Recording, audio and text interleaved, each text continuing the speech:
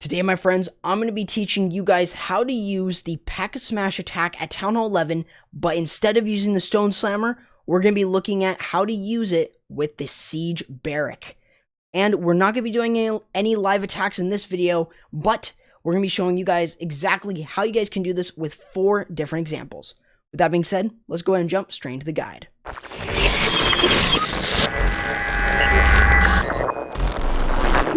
So that's right, guys, we're looking at the Seige Barrack at Town Hall 11, and we're seeing it with the Pekka Smash. Now, let's talk about this first. Why would you ever use the Seige Barrack compared to the Stone Slammer?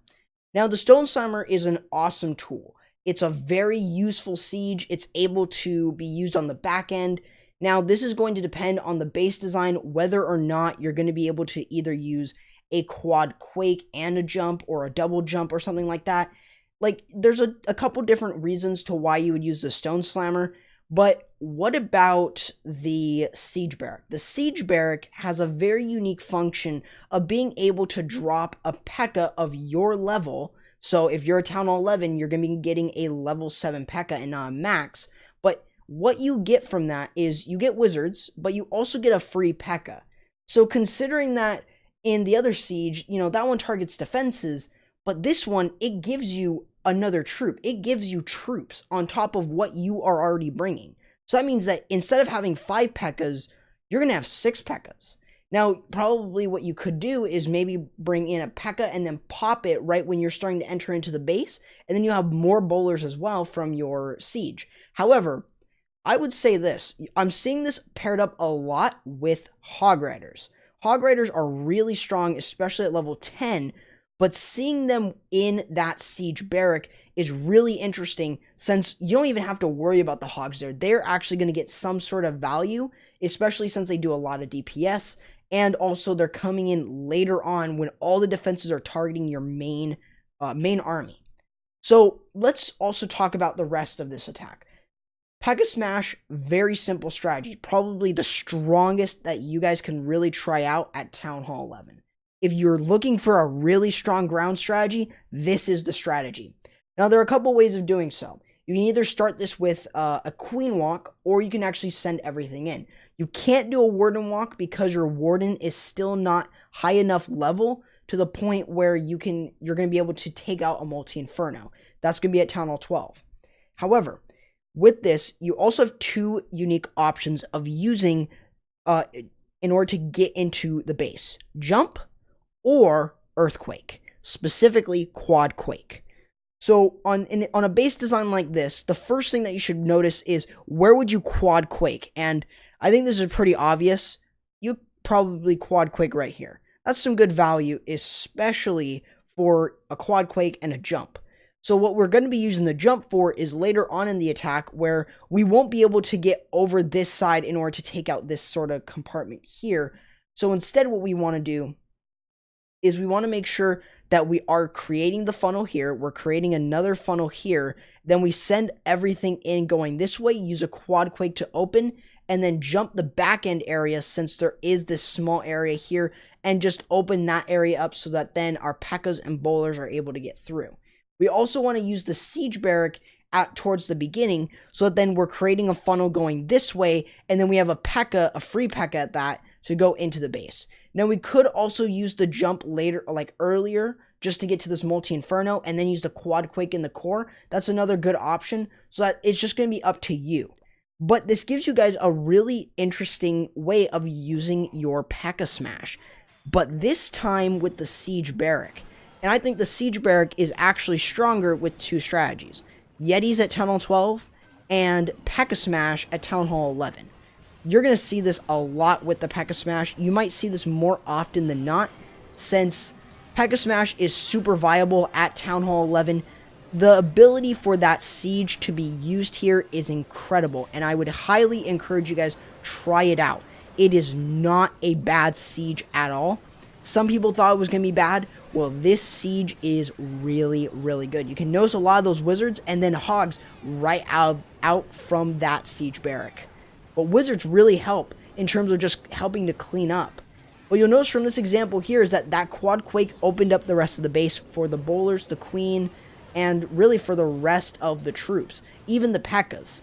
So this really offers you a lot of good value. We even have a heal spell for Hogs if you choose to do so. If you still have a heal, you could either use it on one or two things. You could either use it with the Pekkas and the bowlers, or you can use it on the Hogs. The Hogs will benefit more from it since they are going in last, and whatever damage they take, it's usually not going to be enough to completely take them out. So it's a really good idea to actually use the heal spell on the Hogs so that then they can get some sort of value from it. But another just a good solid example with the Pekka Smash at Town Hall 11, but using the Seige Barrack. And I honestly think that the Seige Barrack is the strongest siege at Town Hall 11 in terms of a specific strategy. So if we're taking a look at Pekka Smash, then this is going to be a really good one. So let's go ahead and take a look at another example. So here we go. We got replay number 2, or example number 2. This time what we're going to be doing is, instead of hitting onto a flat surface side, instead we're going to be attacking from a corner, specifically from 6 o'clock.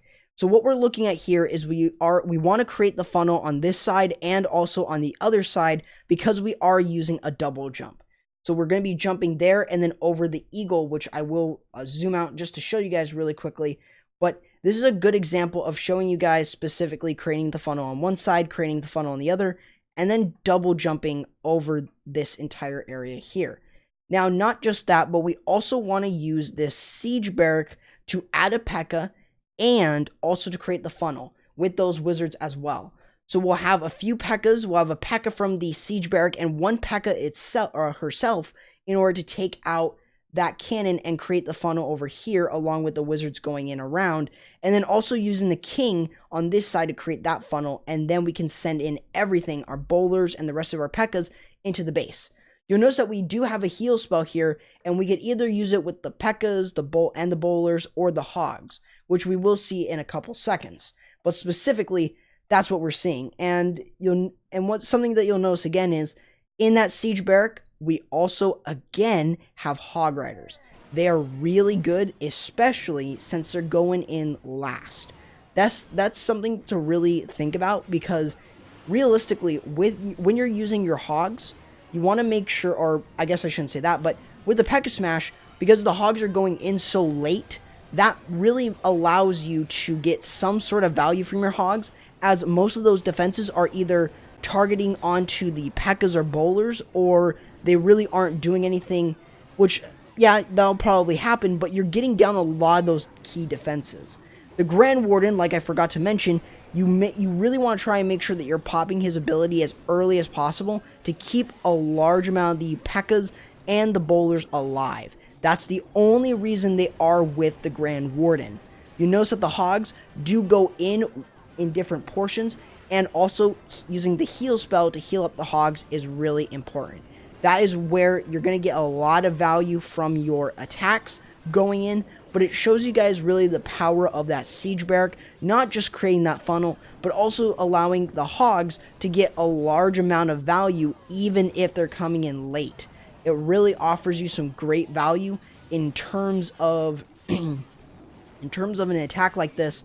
But of course, like with anything, this is a really strong strategy, and I would highly encourage you guys really try it out. We still got 2 examples to share with the Seige Barrack at Town Hall 11 and also Pekka Smash. Now let me know in the comments below if you guys want to see any other attacks with the Seige Barrack at Town Hall 11, and I will try and bring it to you guys. But let's go and take a look at the 3rd example. So on this base design here, there are a couple things that we're going to be looking at. Of course, we notice that there is a quad quake and a jump. That's perfect for us, as we saw this as our first example. So when are you guys going to be really using the quad quake? Remember, the quad quake is able to open 10 tiles worth of walls, meaning that it's going to open a large area. So if we're taking a look at this base, what we want to do is we want to first create our funnel. So we want to go on one side with the funnel and on the other side. We also want to use the Seige Barrack in this case to also help create the funnel. And instead of using it to add another Pekka, we want to add another Pekka to create the funnel, so that then we're not using our own Pekkas and we can have those Pekkas move into the base. We could have at least one Pekka go onto the outside, but we want to make sure that we're creating 2 funnels, specifically one with the Seige Barrack and the other with the either with a king and a wizard or something like that. But then as we're moving in, we want to use a jump spell over a good area, like right here. That's a good area, specifically because it gets us into the multi-inferno compartment. I'm sorry for saying specifically a lot. But not just that, but we also have the quad quake over the CC in order to open all of those compartments. And that's all we're doing here with the Pekka Bobat. With the Seige Barrack, it actually makes it very simple for this attack to really do a lot of damage to different base designs. So as we watch the example, what's really critical and what's really important to know is that with any Pekka Smash attack, you want to make sure that the king is not going in with the rest of your attack. Now, of course, on this design here, it does seem like we are going to be using a couple Pekkas, and also the king's going to be moving in, which is completely fine. But sometimes we want to make sure that the king either dies or, we want to make sure that he does not steal the healers. That's specifically what I'm trying to mention, because it's extremely important that we take care of the Pekkas and bowlers, so that then those healers are able to heal those guys up. Now you'll see from the examples we got hogs. You're going to see this very commonly throughout. The hogs are going to be used specifically later on, and notice how they're going to create value for the rest of the attack. The heal spell offers a lot of value for them, so really use it wisely when you guys are using a Pekka Smash. But of course, like with this, the Quad Quake is able to open up the rest of the base for the Pekkas and the bowlers and the queen, so that then this offers them that value that, you're looking for with an attack like this. So making sure that you can get as much value as possible from the entry, and then later on, maybe using the hogs or something like that to weaken defenses. That's what you're looking for, and that's really where you're going to succeed with this attack strategy. So this offers you guys a really solid explanation to use the Seige Barrack, and we got one more example to hopefully open you guys up to this new siege and how strong it is, and possibly how you guys can use it in maybe even other attacks like kill squad attacks and stuff like that. But it really opens you guys up to some new different ways of hitting, either with the Pekka Smash, but this is another great option. So let's go ahead and take a look at one last example with the Pekka Smash. Now this is our last example, but let's go ahead and just do an overview here. One of the first things that we want to look for in a Pekka Smash is, are we getting value from our entry point with the jump and the quad quake? How much value are we getting from the quad quake, and how much value are we getting from the jump? That is what's going to set apart this from either just a regular double jump or a Pekka Bobat. Now, if you aren't completely sure that you can get enough value from your jump, quad quake, or double jump, then probably use the Stone Slimer. It'll allow you to have those loons to be able to take out the rest of the base along with the haste. But if you feel confident that you're going to be doing so, and maybe you want to try a new siege, the Seige Barrack has got you covered. In this example, here, what we're going to see is we're going to see a funnel being created on both sides, but we're also going to see the Pekkas starting to move in together, merge together, and starts to move into the base, so that then they can get some sort of value for the rest of the attack. We also have the Hog Riders who go into this multi-inferno, and we want to heal them over any multi-inferno that they go into. That's extremely important to memorize, because once you've done so, you should be able to use that heal spell with your hogs almost semi-consciously. You should probably already know that you're going to have hogs in that Seige Barrack that are going to be coming a little bit later. You're going to use that heal spell to give them more value and be able to take out defenses as they move throughout the base. That's what we're looking for with the Pekka Bobat, or Pekka Smash, at Town Hall 11 with the Seige Barrack.